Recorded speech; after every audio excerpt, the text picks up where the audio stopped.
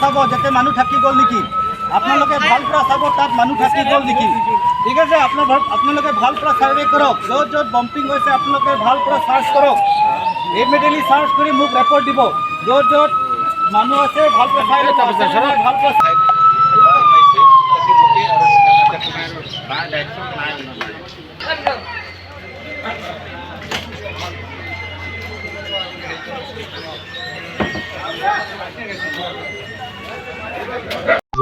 জিলা দুৰ্যোগ ব্যৱস্থাপনা প্ৰাধিকৰণ আৰু চিভিল ডিফেন্সৰ উদ্যোগত আমি এটা এয়াৰ ৰাইড মক ড্ৰিল আৰু ব্লেক আউটৰ প্ৰগ্ৰাম ৰাখিছিলোঁ, যিটো প্ৰগ্ৰাম আমি আবেলি 5:30 বজাত আৰম্ভ কৰিছোঁ। সেইটো এটা চলি আছে।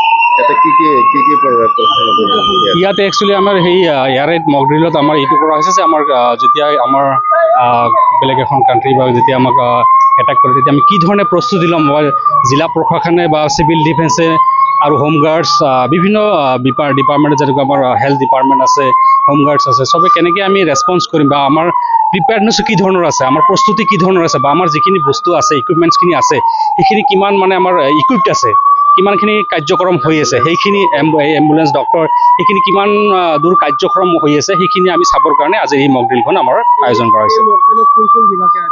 আজি এই মক ড্ৰিলত আমাৰ চিভিল ডিফেন্স আছে, ডিষ্ট্ৰিক্ট ডিজাষ্টাৰ মেনেজমেণ্ট অথৰিটি আছে, আমাৰ হোম গাৰ্ডছৰ পৰা আছে, আমাৰ আবদা মিত্ৰ ভলণ্টিয়াৰ্ছ আছে, DDR district disaster response force আছে, হেল্থ ডিপাৰ্টমেণ্ট আছে, আৰু বাকী যিখিনি ডিপাৰ্টমেণ্ট আছে। বিল্ডিঙৰ ওপৰৰ পৰা ৰেস্কিউ কৰা হয়, কোনো ক্ষয়ক্ষতি হোৱা নাই? নাই, আজি কোনো ক্ষয়ক্ষতি হোৱা নাই, যিহেতু আমি এতিয়া ড্ৰিল আমি ৰিহাৰ্চেল কৰা হৈছে। আমি যোৱা কেইবাদিনৰ পৰা 4-5 দিনৰ পৰা ৰিহাৰ্চেল কৰা হৈ আছে, যাতে আমাৰ এই মক ড্ৰিলটো কৰাৰ সময়ত কোনো ধৰণৰ ক্ষয়ক্ষতি নহয়, আৰু আমাৰ কি ধৰণৰ প্ৰস্তুতি আছে, আমি কি ধৰণৰ আমাৰ ইকুইপমেণ্টছ কিমান দূৰ আমাৰ প্ৰস্তুতি আছে, সেইখিনি চাবৰ কাৰণে আজি আমি মক ড্ৰিলখন আয়োজন কৰিছোঁ। আজি আমি আৰম্ভ কৰিছোঁ, আমাৰ এনেকুৱা ধৰণৰ প্ৰগ্ৰাম চলি থাকিব। আমাৰ যিহেতু আমাৰ সদায় এইটো ৰিহাৰ্চেল চলি থাকিব, যেতিয়ালৈকে যাতে আমাৰ কোনো ধৰণৰ এনেকুৱা এটাক হ'লে আমি কি ধৰণে আমি প্ৰস্তুতি বা আমি কি ধৰণে আমি সাজু থাকিম, বা ডিষ্ট্ৰিক্ট এডমিনিষ্ট্ৰেশ্যনে, জিলা প্ৰশাসনে কেনেকৈ আমি মানুহক আমি বচাবৰ চেষ্টা কৰিম, ইয়াৰ ওপৰতে আমাৰ ড্ৰিলটো অৰ্গেনাইজ কৰা হৈছে। গতিকে আমি এইটো আমাৰ চলি থাকিব তেনেকুৱা ধৰণৰ।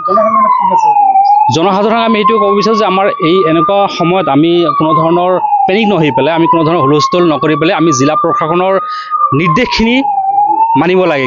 যি ধৰণৰ নিৰ্দেশ দিয়া হয় আমাৰ, সেই নিৰ্দেশখিনি পালন কৰিব লাগে, আৰু উৰা বাতৰিত বা কোনো ধৰণৰ ভুৱা কথাত যাতে তেওঁলোকে পতিয়ন নাযায়, আৰু তেওঁলোকে ইয়াৰ ওপৰত কোনো ধৰণৰ মানে চিন্তা চৰ্চা নকৰে। আমাৰ ডিষ্ট্ৰিক্ট এডমিনিষ্ট্ৰেশ্যনৰ ফালৰ পৰা, জিলা প্ৰশাসনৰ পৰা যি ধৰণৰ আমাৰ মেছেজ বাৰ্তা বা আপোনালোকৰ জৰিয়তে যিবিলাক বাৰ্তা দিয়া হ'ব, সেইবিলাকৰ ওপৰত তেওঁলোকে ডিপেণ্ড কৰি পেলাই বিভিন্ন ধৰণৰ য'ত আমাৰ আশ্ৰয় লোৱাৰ কাৰণে বা য'ত আমাৰ শ্বেল্টাৰৰ ব্যৱস্থা কৰা হয়, সেই অনুযায়ী আমাক প্ৰশাসনৰ লগত সহায় কৰি পেলাই কামখিনি কৰিলে আমাৰ মানুহক আমাৰ উদ্ধাৰ কৰাত বা মানুহক আমি সকাহ দিয়াত আমাৰ সহায় হ'ব।